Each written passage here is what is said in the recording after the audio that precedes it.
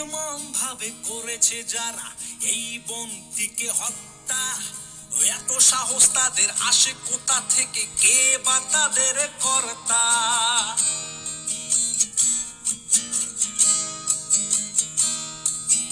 নির্মম ভাবে করেছে যারা এই বন্দিকে হত্যা, এত সাহস তাদের আসে কোথা থেকে, কে বা তাদের কর্তা?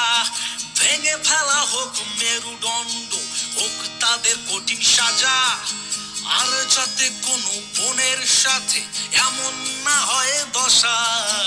আর জি করের গল্পটা আজ ছড়িয়েছে সারা দেশে, দোষীরা আজও পায়নি সাজা, ঘুরেছে ছদ্মবেশে।